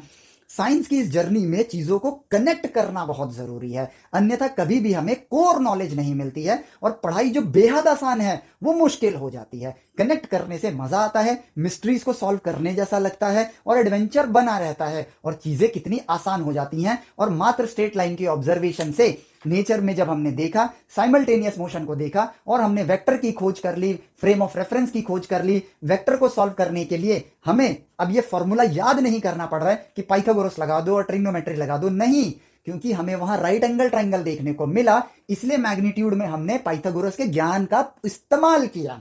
हमें राइट एंगल ट्रायंगल देखने को मिला, इसलिए हमने ट्रिग्नोमेट्री का या फिर कह लो इनवर्स ट्रिग्नोमेट्री कहो उसे, ट्रिग्नोमेट्री के ज्ञान का प्रयोग किया और इसके जरिए हम वेलोसिटी का मैग्नीट्यूड और एंगल बता सकते हैं, मोशन कितना ही कॉम्प्लिकेटेड क्यों ना हो, इट्स सो इजी। और as a function of time भी बता सकते हैं। तो गणित में जो as a function of time पढ़ते हो, उसकी डोमेन और रेंज पढ़ते हो, इसकी भी तो एक डोमेन और रेंज होगी। ठीक है, यदि मैं इसके एंगल की बात करूं तो मैक्सिमम एंगल यहां से होगा और यहां पे तो मिनिमम एंगल होगा, तो इसके एंगल की एक मैक्सिमम वैल्यू है। ठीक है, और यहां पे जाएंगे तो एक मिनिमम वैल्यू आएगी, यानी कि इस एंगल से इस एंगल तक ही काम करेगा। तो क्यों पढ़ रहे हो मैक्सिमा मिनिमा? इसको समझने के लिए, कुदरत से बात करने के लिए। क्यों पढ़ोगे इंक्रीजिंग डिक्रीजिंग फंक्शन? क्यों? क्योंकि यदि इधर जाने की रफ्तार और इधर जाने की रफ्तार में वेरिएशन देखे हम लोग मोशन के एनालिसिस के लिए, तो यदि इधर की रफ्तार ज्यादा होगी, इधर की रफ्तार कम होगी, तो आपका रिजल्टेंट मोशन इधर होगा। इधर की रफ्तार कम होगी और इधर की रफ्तार ज्यादा होगी, तो रिजल्टेंट मोशन का एंगल ये होगा। तो यहां पर देखो, इंक्रीजिंग फंक्शन, डिक्रीजिंग फंक्शन, इनका इंक्रीज होना और डिक्रीज होने की वजह से दिशाओं में आने वाला परिवर्तन, ये एनालाइज कर पाओगे। प्लैनेटरी मोशंस जो आज हमें कॉम्प्लिकेटेड लग रहे हैं, लेकिन इनकी एनालिसिस की मदद से कितनी आसानी से समझे जा सकती हैं। हमने जाना कि दो साइमल्टेनियस मोशन यदि परपेंडिकुलर हैं, तो आप किसी भी मोशन को एनालाइज कर सकते हो। सोचो कि आप वाई डायरेक्शन में साइन टी, आपके वाई डायरेक्शन का मोशन ले लेते हैं। वाई डायरेक्शन में आपकी पोजीशन है sine t as a function of time, ये आपकी पोजीशन है। ठीक है, और एक्स का मोशन ले लेते हैं एज कॉस टी। ठीक है, कॉस टी। ठीक है, जो कि होगा क्या? ऑब्वियसली आप एक फ्रेम ऑफ रेफरेंस बनाओगे, जरा मेजरमेंट करो और जरा देखो। टाइम की वैल्यू 0 रखते हैं। जब टाइम की वैल्यू 0 होगी तो एक्स में आपकी पोजीशन क्या होगी? 1। ठीक है, एक्स में आप यहां खड़े हो। ठीक है, ये -1 है, ये +1 है, ये -1 है। ठीक है, यदि आपका पोजीशन समय के साथ इस इक्वेशन के अनुसार बदल रहा होगा तो क्या देखने को मिलेगा? वाई में आपकी पोजीशन क्या होगी जब टाइम 0 होगा? ये रही। ठीक है, तो बेसिकली वाई कोऑर्डिनेट ये है और एक्स कोऑर्डिनेट ये है, तो अभी आप यहां खड़े हो। ठीक है, समय बढ़ेगा, धीमे धीमे हम टाइम की वैल्यू बढ़ाते हैं। ठीक है, टाइम की वैल्यू हम लेते हैं π/4। π/4 जब लोगे तो x में आपकी वैल्यू हो जाएगी 1/√2 और y में आपकी वैल्यू हो जाएगी 1/√2। 1/√2 आपका 1 से तो छोटा ही होगा। ठीक है, 1 से तो छोटा ही रहेगा, बट यहां आएगा कुछ यहां पर। ठीक है, आपकी पोजीशन ये होगी। जब टाइम की वैल्यू हम π/2 ले लेंगे तो साइन की वैल्यू हो जाएगी 1 और x की वैल्यू हो जाएगी आपकी 0, यानी कि आप x में तो यहां पहुंच जाओगे बट y में आप यहां पहुंच जाओगे, तो फाइनल पोजीशन आपकी ये रहेगी। बेसिकली आपका जो पाथ था वो कुछ ऐसा है। और समय के साथ जब आप देखोगे अब क्या होगा, टाइम की वैल्यू जब बढ़ेगी तो साइन की वैल्यू तो π/2 से लेकर पाई में पॉजिटिव ही रहती है। तो देखो वाई डायरेक्शन में आप पॉजिटिव ही हो, बट कॉस की वैल्यू π/2 से पाई के बीच में नेगेटिव हो जाती है। तो आप यहां मूव करना स्टार्ट कर दोगे और आपकी पोजीशन कुछ इस तरह नजर आएगी। फिर आप आगे बढ़ोगे तो आपकी पोजीशन कुछ इस तरह से जाती हुई नजर आएगी और फाइनली आपने सर्कल को रिप्रेजेंट कर दिया दो परपेंडिकुलर मोशंस के साथ। एक्स में साइन टी के फॉर्म में चल रहा है, वाई में कॉस टी के फॉर्म में चल रहा है। इन दोनों के कॉम्बिनेशन से प्रोड्यूस हो गया सर्कुलर मोशन। अब सर्कल चैप्टर जो पढ़ोगे वहां पर जब आप पढ़ोगे कि sine square t plus cos square t is equal to 1, ठीक है, ये एक सर्कल को रिप्रेजेंट करता है, तो ये एक एलियन नहीं लगेगा आपको, ये आपको रियलिटी के साथ जोड़ के रखेगा। क्योंकि सर्कल मोशन को अब हम एक सर्कुलर मोशन को पता है कैसे लिख सकते हैं, जिसका रेडियस 1 हो। ठीक है, यहां पे जो रिजल्टेंट पोजीशन वेक्टर है, पोजीशन वेक्टर, ठीक है, पोजीशन वेक्टर जो है as a function of time, ये क्या है पता है? ये है साइन टी एक्स डायरेक्शन में प्लस, सॉरी ये तो वाई डायरेक्शन में है, एक्स डायरेक्शन में आपका कॉस टी है, कॉस टी एक्स डायरेक्शन में और साइन टी वाई डायरेक्शन में। ये देखो ये रहा। अब यहां पर इसका आपको क्या बताना है? आपको पोजीशन वेक्टर में आपको बताना है कि डायरेक्शन क्या है आपके पोजीशन की। ठीक है, पोजीशन के डायरेक्शन क्या है? तो आप मैग्नीट्यूड, पहले मैग्नीट्यूड करते हैं। Position vector as a function of time का मैग्नीट्यूड ये क्या आएगा? Sine square t plus cos square t का अंडर रूट, जो कि हमेशा 1 होगा, क्योंकि आप किसी भी पोजीशन को देख लो वो तो रेडियस जितनी दूरी पर ही है, तो मैग्नीट्यूड तो हमेशा 1 रहेगा। कितनी आसानी से एनालाइज हो रहा है सर्कुलर मोशन। ठीक है, ये देखो आप, पोजीशन तो हमेशा 1 यूनिट की दूरी पर रहेगा क्योंकि रेडियस तो आपका 1 है। ठीक है, direction okay, no problem. Tan inverse theta as a function of time is tan inverse y, जो कि यहां पर क्या निकल कर आता है? ठीक है, वाई कोऑर्डिनेट क्या है?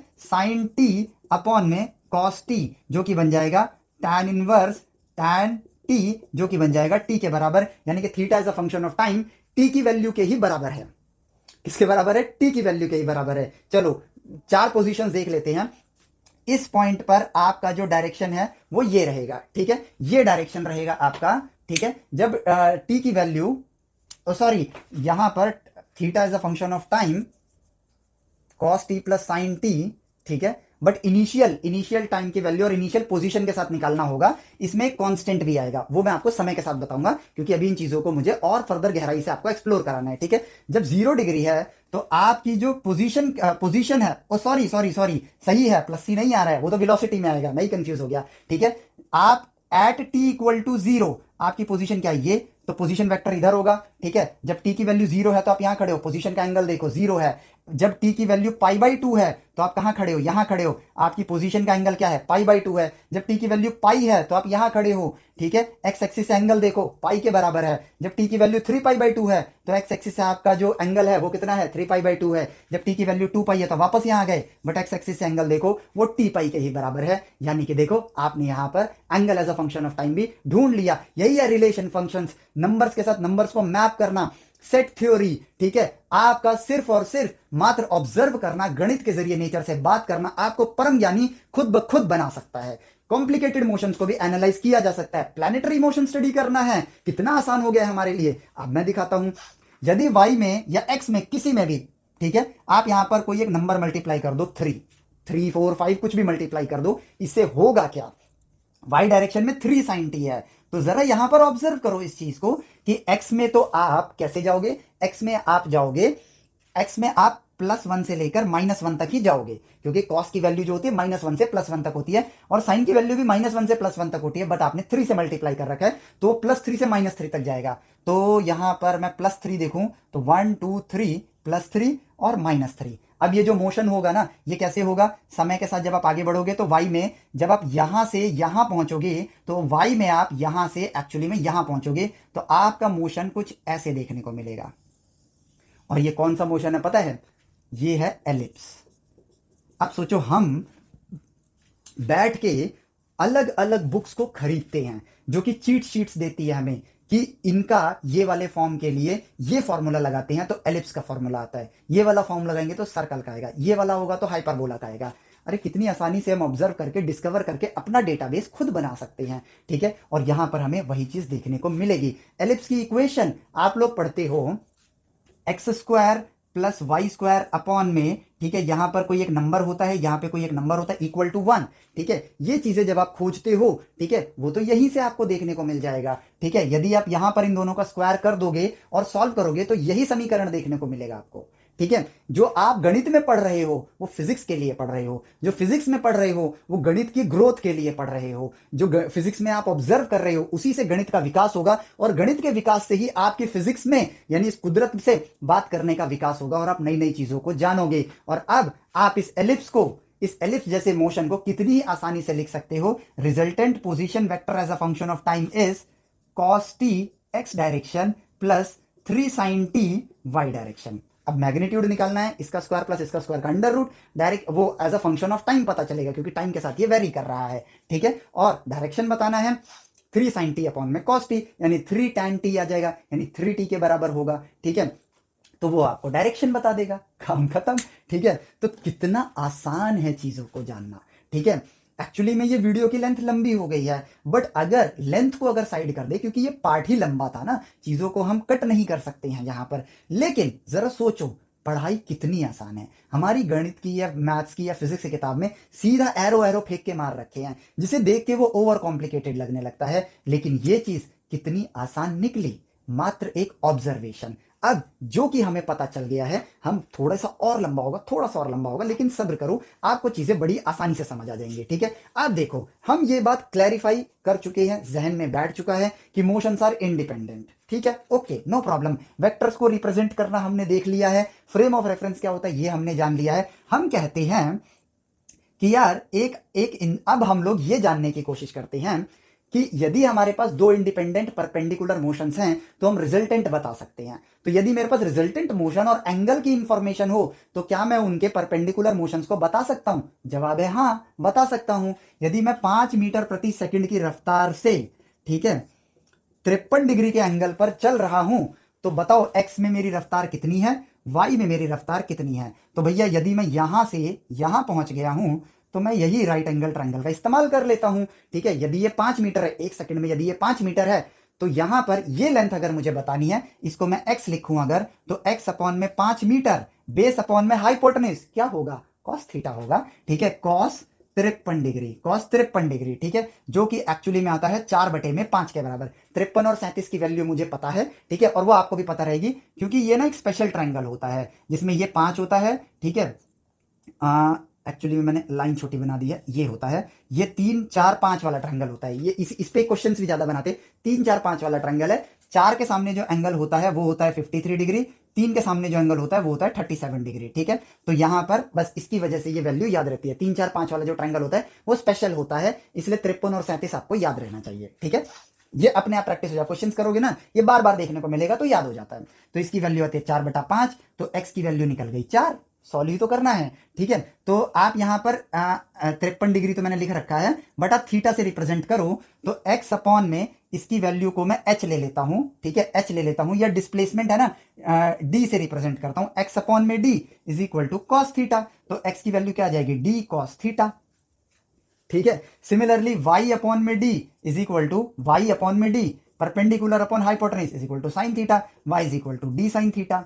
लो भैया हो गया काम, ठीक है, y अपॉन में d साइन थीटा, तो x बन जाएगा d cos थीटा, y बन जाएगा d साइन थीटा। तो यदि मेरे पास d वेक्टर का मैग्नीट्यूड है तो मैं d वेक्टर लिख सकता हूं which is d cos theta x direction plus combination of d sine theta y direction. बन गया वेक्टर, मेरे पास वेक्टर रिप्रेजेंटेशन आ गया, क्योंकि इसका स्क्वायर प्लस इसका स्क्वायर तो d स्क्वायर ही तो होगा, तो डी स्क्वायर का अंडर रूट ही तो होगा, जो कि d के बराबर ही आएगा, ठीक है। बना लिया कंपोनेंट फॉर्म में, यानी कि जब आप इनको अब हम नाम दे देते हैं कंपोनेंट्स, यानी कंपोनेंट्स हैं तो रिजल्टेंट निकाल सकते हो, रिजल्टेंट है तो कंपोनेंट निकाल सकते हो ट्रिग्नोमेट्री की मदद से, ठीक है। और यदि वेलोसिटी देखनी है तो बाई टी कर दो, तो वेलोसिटी वेक्टर रिजल्टेंट का क्या है, D upon T, resultant velocity vector का मैग्नीट्यूड ही होगा ना, multiply cos theta X direction plus D upon में टी, वी आर का मैग्नीट्यूड ही तो है, multiply sine theta Y direction, ठीक है, same to same. Resultant velocity cos theta x component, resultant velocity का magnitude sin theta y component, game over, चीजें discovered. देखो कितना आसान हो गया है। अब मोशन को एनालाइज करते हैं एक और परिस्थिति में, और वो परिस्थिति क्या आती है कि भैया चलो यार देखते हैं, एक ट्रक में, ट्रक का प्लेटफॉर्म है, ठीक है, इसमें ट्रक आगे जा रहा है, ठीक है, वी वेलोसिटी से आगे जा रहा है, ठीक है। मेजरमेंट करनी है तो फ्रेम ऑफ रेफरेंस चाहिए, ठीक है, हमने बना लिया अपना फ्रेम ऑफ रेफरेंस, ठीक है, ये रहा मेरा फ्रेम ऑफ रेफरेंस, ठीक है। पर्सन यहां पर खड़ा है, ठीक है, पर्सन यहां पे खड़ा है, ठीक है, बट ये पर्सन जो है अब परपेंडिकुलर डायरेक्शन में ना जाके इधर जाएगा, ठीक है, वेलोसिटी ऑफ पर्सन जो कि हॉरिजॉन्टल लाइन से थीटा एंगल बना रही है, तो इसका मतलब ये जो पर्सन है इस दिशा में वीपी कॉस थीटा की रफ्तार से आगे बढ़ेगा, और इस दिशा में वीपी साइन थीटा की रफ्तार से आगे बढ़ेगा, ठीक है। अब मान लेते हैं जो हम देख रहे हैं ये वाला मोशन और ये वाला मोशन सेम एक्सिस पर एक ही दिशा में है, ठीक है, तो होगा क्या कि ट्रक तो वीटी की रफ्तार से आगे बढ़ जाएगा, ये वीपी कॉस थीटा से उतना आगे बढ़ जाएगा, ठीक है। एग्जांपल के लिए ले लेते हैं, इसको ले लेते हैं 5 मीटर पर सेकंड, ठीक है, और वीपी को भी ले लेते हैं 5 मीटर पर सेकंड, और थीटा ले लेते हैं 53 डिग्री, ताकि ये बन जाए आपका 3 मीटर प्रति सेकंड और ये बन जाए 4 मीटर प्रति सेकंड। एक सेकंड के बाद देखते हैं क्या होगा। एक सेकंड के बाद ट्रक 5 मीटर आगे बढ़ जाएगा, और ये जो पर्सन है ये एक्चुअली में बढ़ेगा तो ट्रक पे इस दिशा में, लेकिन एक्स में कहां बढ़ेगा, तो यहां पे ध्यान से देखो, आप जो पर्सन है वो 1 2 3 4, 1 मीटर 2 मीटर 3 मीटर 4 मीटर, क्योंकि इधर इसकी रफ्तार 3 मीटर है, सॉरी 3 मीटर है, तो आदमी 3 मीटर एक्स में आगे बढ़ रहा है, और 1 मीटर 2 मीटर 3 मीटर 4 मीटर यहां बढ़ रहा है, यानी आदमी एक्चुअली में ऐसे ही ट्रेवल कर रहा है, लेकिन वो, अब ध्यान से देखो, आदमी बाहरी इंसान के पॉइंट ऑफ व्यू से देखना है, ठीक है। अब ये जो पर्सन है ये ट्रक पे प्लेटफॉर्म पे यहां से यहां पहुंच गया, यानी ट्रक के प्लेटफॉर्म पे यहां से यहां पहुंच गया है, लेकिन अब ये जो ट्रक है ये 5 मीटर आगे चला गया है, तो ट्रक को 5 मीटर आगे करने के बजाय मैं इस आदमी को 5 मीटर पीछे कर देता हूं, 1 metre 2 metre 3 metre 4 metre 5 metre, ठीक है। तो एक्चुअली में आदमी को पहले ये इंसान जो नजर आ रहा था वो ऐसे ही दिखता यदि ट्रक आगे ना बढ़ता, तो वो कहता है कि ये तो 3 मीटर आगे गया है और 4 मीटर ऊपर गया है, लेकिन अब ट्रक भी तो 5 मीटर आगे चला गया है, तो 3 मीटर प्लस 5 मीटर, टोटल ये आदमी जो है देखो 5 मीटर ये वाला और 3 मीटर ये वाला, ये आदमी 8 मीटर आगे बढ़ गया है, और वाई में सिर्फ 4 मीटर बढ़ा है, क्योंकि वाई में ट्रक जा ही नहीं रहा है, परपेंडिकुलर मोशन है, इंटरफेरेंस तो होगा ही नहीं, और एक्स डायरेक्शन में क्या है, दोनों सेम दिशा में है, ऐड हो गए। यानी कि यदि एक पर्सन का वेक्टर है VP vector is equal to VP cos theta, ठीक है, x direction plus VP sine theta Y direction, ठीक है, versus velocity of truck vector है वीटी vt x डायरेक्शन में, और इन दोनों का कॉम्बिनेशन क्या निकल कर आएगा, x डायरेक्शन वाले ऐड हो जाएंगे, y डायरेक्शन वाले ऐड हो जाएंगे, बट y में ट्रक की तो कोई वेलोसिटी नहीं है, और जो कि हमें देखने को मिल रहा है 3 + 5 x वाले ऐड हो रहे हैं, यानी कि जो रिजल्टेंट मोशन वेक्टर है वो है vt plus vp cos theta x direction plus VP sine theta Y direction. ठीक है, लो भैया हो गया डिस्कवर। ठीक है, और इन्हीं चीजों के ऊपर हम फॉर्मूला बनाते हैं ट्रायंगल लॉ के नाम से। फिर फॉर्मूला याद करते हैं कि VP square plus VT square plus 2vp VT cos theta के बराबर आएगा। अरे यार वेक्टर फॉर्म में लिख दिया ना, नेचर ने क्या ज्ञान दिया है, पाइथागोरस करोगे तो रिजल्टेंट आएगा ना, कर दो Pythagoras. V R vector is equal to, इसका स्क्वायर करो तो VT square plus VP square cos square theta plus 2vp VT cos theta plus इसका स्क्वायर करो VP square sine square theta का अंडर रूट। ठीक है, तो VP square cos square theta, VP square sine square theta, VP square common लोगे cos square theta plus sine square theta 1, तो V R vector का magnitude हो जाता है VT square plus VP square plus 2vp VT cos theta का under root, जो कि हमने थोड़ी देर पहले भी डिस्कवर किया था, लेकिन आ गया ना ये फॉर्मूला। इसको हम ट्रायंगल लॉ के नाम से पढ़ते हैं, जैसे कि अलग ही पता नहीं क्या कहानी चल रही है। कुदरत से बात करो, ज्ञान कुदरत दे देगा। ठीक है, तो ये रहा हमारे पास रिजल्टेंट वेलोसिटी का वेक्टर। अच्छा, डायरेक्शन चाहिए, theta is equal to tan inverse this upon में दिस, यानी कि वीपी साइन थीटा अपॉन में VP cos theta plus VT. ठीक है, अब बच्चा पहली बार जब डायरेक्टली फॉर्मूला देखता सोचता है अरे भाई मैं तो 11th में आ गया, खतरनाक चीजें पढ़ रहा हूं मैं। ठीक है, देखो ये याद करना पड़ता है, हमें याद तब करना पड़ता है जब हम ऑब्जर्व नहीं करते हैं। ऑब्जर्व कर लिया तो ये चीज बहुत आसान हो जाती है, बहुत ज्यादा आसान हो जाती है। अब एक लास्ट ऑब्जर्वेशन और ये लेक्चर एंड करा जाएगा, क्योंकि फर्दर वेक्टर को अब हम आगे की वीडियोस में एनालाइज करेंगे, क्योंकि अभी हम लोग एक्स बार और वाई बार लिख रहे हैं, जो कि हमें फ्यूचर में आई कैप और जे कैप से रिप्लेस करना है, बट हम खोज के रिप्लेस करेंगे, ऐसे नहीं। ठीक है, तो अब देखो, अब कहते हैं कि ट्रक जो है ना वो ऐसे जा रहे हैं। ठीक है, और आप जो देख रहे हो वो इस दिशा में देख रहे हो। ठीक है, इस दिशा में देख रहे हो। अब देखो ध्यान से, ट्रक की जो डायरेक्शन है वो है वीटी, और इसमें आप भी ना वीपी डायरेक्शन ये रहा। ठीक है, आप भी वाई डायरेक्शन में नहीं जा रहे हो, इस डायरेक्शन में जा रहे हो। बेसिकली मैं यहां पे दिखा देता हूं, ट्रक का डायरेक्शन ये है और पर्सन का डायरेक्शन ये है। ठीक है, कुछ इस तरीके से है। तो आप क्या देखोगे, आप देखोगे कि ट्रक जब इस दिशा में जा रहा है तो एक्स में भी बढ़ रहा है और वाई में भी बढ़ रहा है। Let's take the component. तो एक्स दिशा में क्या है, वीटी, इसका जो एंगल है वो अल्फा है और इसका जो एंगल है वो बीटा है, तो VT cos alpha x direction में। वाई डायरेक्शन में ट्रक कितना है, वीटी साइन अल्फा। पर्सन का क्या है इस डायरेक्शन में, पर्सन क्या है वीपी कॉस बीटा, और इस डायरेक्शन में पर्सन का मोशन क्या है, वीपी साइन बीटा। अब ट्रक इस दिशा में वीटी कॉस अल्फा से जा रहे हैं, पर्सन इस दिशा में वीपी कॉस बीटा से जा रहा है। ट्रक एक दूरी तक लेके जाएगा, पर्सन उसको उतना आगे बढ़ जाएगा अपनी वेलोसिटी की वजह से, तो दोनों ऐड हो जाएंगे। तो एक्स डायरेक्शन का जो रिजल्टेंट मोशन है, रिजल्टेंट वेलोसिटी वेक्टर है, वो क्या हो जाएगा, VP cos beta plus VT cos alpha, किस दिशा में, एक्स डायरेक्शन में। ठीक है, प्लस वाई दिशा में वही, आदमी इतना आगे बढ़ेगा, ट्रक इतना ऊपर चला जाएगा। ठीक है, तो दोनों ऐड हो जाएंगे, सेम डायरेक्शन में है, तो यहां पर आ जाता है VT sine alpha plus VP sign beta, कौन सी डायरेक्शन में, वाई डायरेक्शन में।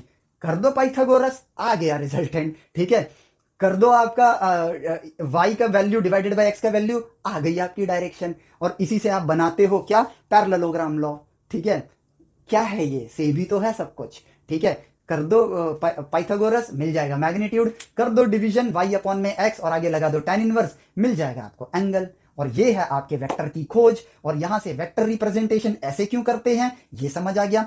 फ्रेम ऑफ रेफरेंस किस काम आता है, मेजरमेंट के काम आता है, एंगल बताने के काम आता है। फ्रेम ऑफ रेफरेंस की वजह से ही, जो कि 2 लाइन ऑफ रेफरेंस से ही बनाया गया है, और साइमल्टेनियस मोशन को ऑब्जर्व जब इंसानों ने नेचर में किया तो उनको ये सारा ज्ञान प्राप्त हुआ, और ये सारा ज्ञान एक खोज की तरह मिला है हमें, डिस्कवर्ड फ्रॉम नेचर हुआ है, और यही चीज आपको एनालाइज करनी है। I know the length of the video is long, but it is necessary. ठीक है, यहां पर चीजों को कट नहीं किया जा सकता था। सो अगर इतने लंबे समय तक आप अभी टिक गए हो, ठीक है, बट मैं कहूंगा कि 1-2 बार इसको और सुनना। ठीक है, क्योंकि यहां पर आपके सोचने की क्षमता बढ़ेगी, आगे के सारे पार्ट्स आपके लिए सुपर इजी होने स्टार्ट हो जाएंगे, क्योंकि एक्चुअली में मैथ और साइंस बहुत ही ज्यादा आसान होती है। हमारी जब दिशा गलत होती है तो इतनी आसान सी चीजें भी हमारे लिए मुश्किल हो जाती है। So this is what the discovery of vector is, और उसका रिप्रेजेंटेशन ऐसे क्यों होता है, इसकी डिस्कवरी है। सो इस वीडियो लेक्चर को यहाँ एंड करते हैं। एंड इफ यू थिंक कि यहाँ पर आपको सही नॉलेज मिल रही है तो प्लीज ज्यादा से ज्यादा दोस्तों को स्टेम विद अस एप्लीकेशन और यूट्यूब चैनल पर लेकर आओ, क्योंकि राइट नॉलेज की ये लाइब्रेरी समय के साथ ग्रो करती जाएगी और मैं नहीं चाहता कि कोई इन चीजों से छूट जाए। बट ये आप तभी करना जब आपको मेरी इस बात में सत्य वचन नजर आता है तो। सो इस वीडियो को यहाँ एंड करते हैं, मिलते हैं आपसे नेक्स्ट वीडियो लेक्चर में। Till then take care, bye bye, जय हिंद।